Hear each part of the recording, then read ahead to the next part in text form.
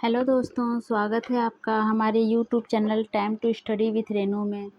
दोस्तों, आज मैं 7 जुलाई 2024 को सुबह की मीटिंग में जो एग्ज़ाम हुआ है, पेपर सेकंड है, उसका पेपर सेकंड का क्वेश्चन पेपर लेकर आई हूँ, जिसमें हम लोग बाल विकास एवं शिक्षा शास्त्र से संबंधित क्वेश्चन को देखेंगे। तो आइए देखते हैं कि किस क्वेश्चन का कौन सा आंसर सही है। ये जो बुकलेट है वो पेपर फर्स्ट का बुकलेट है। आप अपने बुकलेट के हिसाब से क्वेश्चन मिला लीजिएगा। आइए देखते हैं। पहला क्वेश्चन है, प्रगतिशील शिक्षा में बच्चों को किस तरह देखा जाता है। इसका सही उत्तर है ज्ञानवर्धक और अर्थ की रचना करने वाले। दूसरा क्वेश्चन है, छात्रों के लिए कक्षा में प्रतिक्रिया सबसे अधिक प्रभावी होती है जब इसका आंसर दूसरा सही है, यह सीखने की गतिविधि के दौरान और पश्चात भी होता है।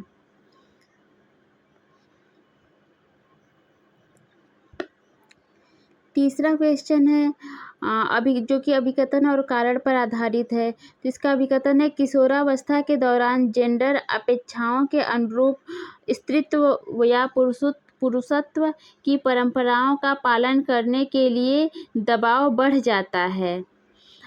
इसका कारण है जेंडर और जेंडर की भूमिकाओं जैविक रूप से आधारित की जाती है, जिसका सही आंसर होगा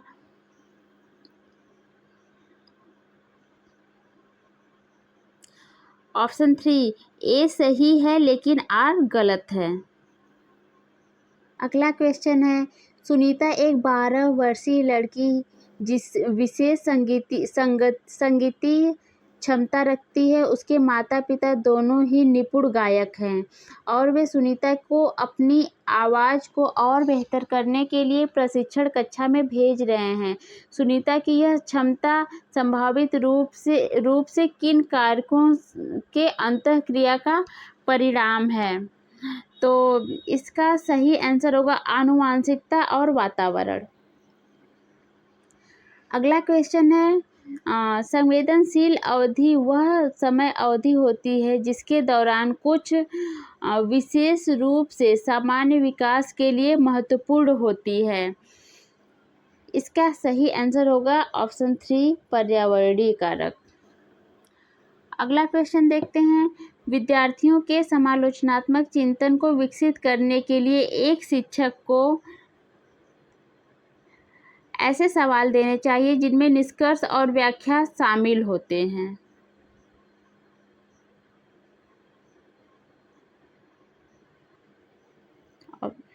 अगला क्वेश्चन है, एक शिक्षिका खुद से पूछती है, मैं ऐसे अनुभव कैसे प्रदान कर सकती हूँ जिसमें छात्रों को पर्यावरण में विभिन्न प्रकार की वस्तुओं को वर्गीकृत करने या उनकी वर्गीकरण के स्कीमों का विश्लेषण करने की आवश्यकता हो।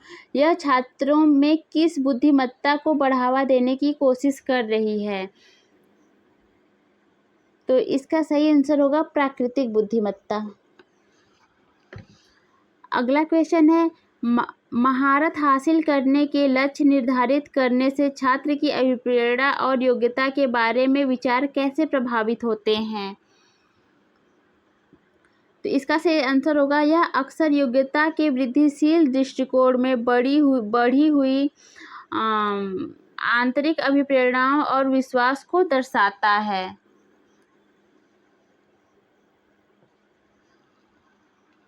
अगला क्वेश्चन है, रमा एक शिक्षिका है जो वायगोवस्की के सिद्धांत को अपनी कक्षा में लागू कर रही है और वह एक चुनौतीपूर्ण कार्य को पूरा करने के लिए अपने छात्रों को समूहों में काम करने के लिए नियुक्त करती है। कार्य के दौरान एक छात्र एक महत्वपूर्ण संकल्पना को समझने के लिए संघर्ष करता है। रमा के लिए इस छात्र की मदद करने का सबसे प्रभावी तरीका क्या होगा। इसका राइट आंसर है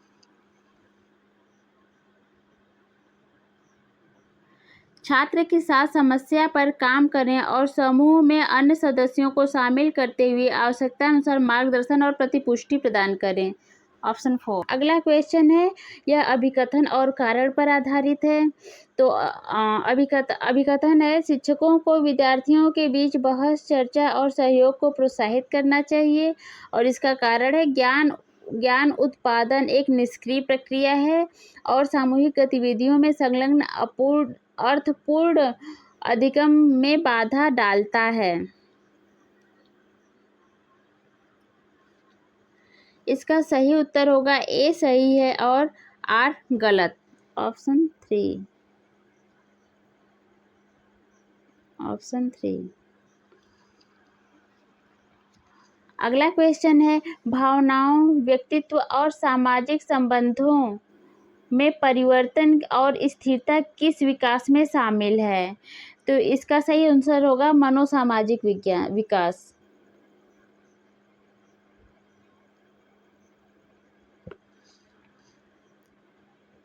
अगला क्वेश्चन है, छात्रों के विविध समूहों को पूरा करने के लिए निम्नलिखित में से कौन सा सांस्कृतिक रूप से उत्तरदायी शिक्षण का सही वर्णन करता है?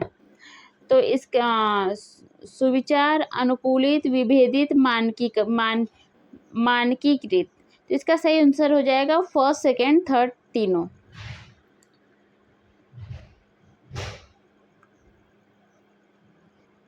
अगला क्वेश्चन है, जो कि अभिकथन और कारण पर आधारित है। स्कूलों को उस ढांचे के भीतर कार्य करना चाहिए जो तैयार उत्पाद और सीखने के परिणामों का आकलन करते हैं। और कारण है, सीखना पक्के तौर पर अनुक्रमिक और पदानुक्रमित है। इसका सही आंसर होगा ए और आर दोनों गलत हैं, ऑप्शन 4। अगला क्वेश्चन है, लेव वाइगोत्स्की के अनुसार भाषा और विचार के बीच संबंध हैं। इसका सही आंसर हो जाएगा, भाषा और विचार विकास की जटिल विनिमय प्रक्रिया है। अगला क्वेश्चन है, निम्नलिखित में से कौन सा सुमेलित युग्म है? निम्नलिखित में से कौन सा सुमेलित युग्म है? तो इसका सही आंसर होगा ऑप्शन 2। मानक संदर्भित मूल्यांकन साथियों के प्रदर्शन की तुलना करता है। अगला क्वेश्चन है, निम्नलिखित में से क्या दृष्टिबाधित विद्यार्थियों को कक्षा में भागीदारी लेने में बाधा डालता है? तो इसका सही आंसर हो जाएगा मुद्रित पाठ्य पुस्तकें व नोट्स, ऑप्शन 2।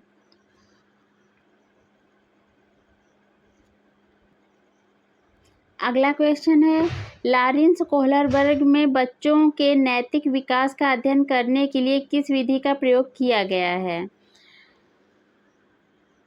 तो इसका सही आंसर हो जाएगा बच्चों के सामने नैतिक दुविधाएं रखना व अनुक्रियाओं का समालोचन करना, ऑप्शन 2।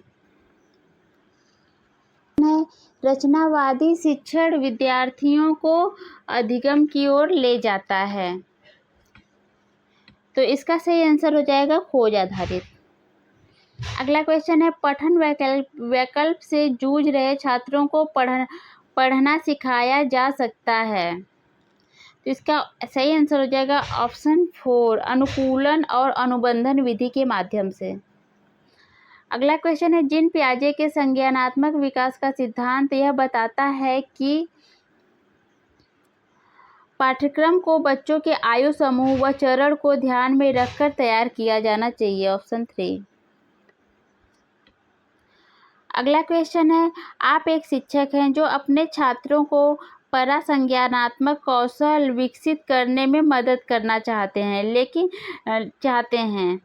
निम्नलिखित में से कौन सी रणनीति इस प्रकार के चिंतन को बढ़ावा देने में सबसे अधिक संभावना है? तो इसका सही आंसर हो जाएगा ऑप्शन 2, छात्रों को अपने स्वयं के सीखने और सीखने की प्रक्रिया पर विचार करने के लिए प्रोत्साहित करना। अगला क्वेश्चन है, निम्नलिखित में से कौन सा कथन स्वलीनता के संदर्भ में सही है? तो इसका सही आंसर होगा स्वलीनता एक तांत्रिकी विकासात्मक विकार है, ऑप्शन 2। अगला क्वेश्चन है, पियाजे और वाइगोत्स्की के सिद्धांतों के प्रमुख समानता है। इसका सही आंसर हो जाएगा बच्चों की स्वयं की शिक्षा में संलग्नता और जुड़ाव।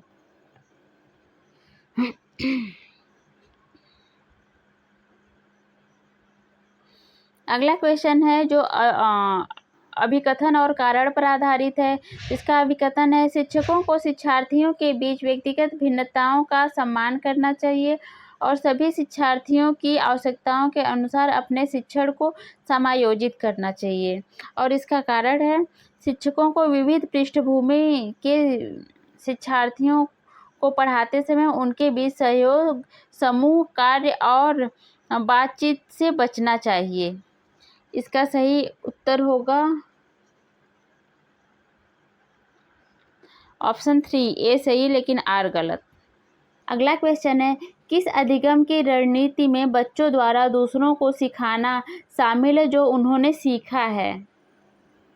इसका सही उत्तर होगा पारंपरिक शिक्षण, ऑप्शन 4। अगला क्वेश्चन है जो कि अभिकथन और कारण पर आधारित है।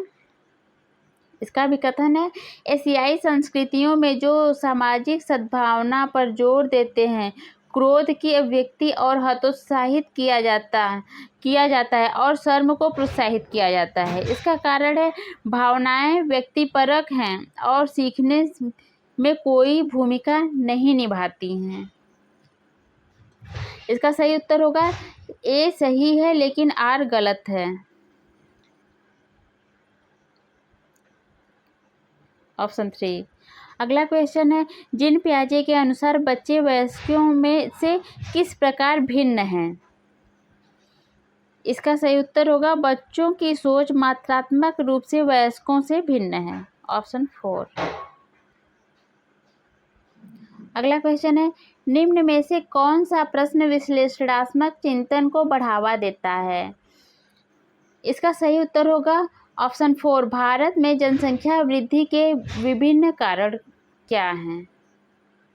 अगला क्वेश्चन है, समावेशी कक्षाओं। इसका सही ऑप्शन होगा अलग अलग भिन्नताओं के अनुसार विभेदित निर्देश दिए जाते हैं।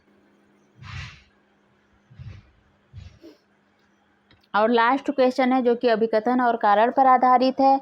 तो ये लास्ट क्वेश्चन है, शिक्षकों को बच्चों को प्रयोग के लिए बहुत सारे अवसर देने चाहिए, उदाहरणों और गैर उदाहरणों पर चर्चा करनी चाहिए। इसका कारण है, बच्चों में गलत धारणाओं से निपटने का एक रचनात्मक तरीका विपरीत उदाहरण प्रदान करना चाहिए। इसका सही उत्तर होगा ऑप्शन ए और आर दोनों सही हैं। ए और ए की आर सही व्याख्या करता है।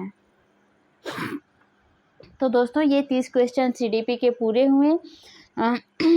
हमने सारे क्वेश्चन के आंसर बता दिए हैं और अब आप अपने क्वेश्चन बुकलेट से मिला लें। उसके बाद हमें ज़रूर कमेंट बॉक्स में ज़रूर बताएं कि आपके कितने सीडीपी के कितने क्वेश्चन सही होते हैं। और अगर आपको अच्छा लगा तो मेरा चैनल लाइक एंड सब्सक्राइब करें। मेरे चैनल पे अभी हिंदी और सामाजिक विज्ञान से के क्वेश्चन भी सॉल्व कराए जाएंगे, तो जुड़े रहें। धन्यवाद।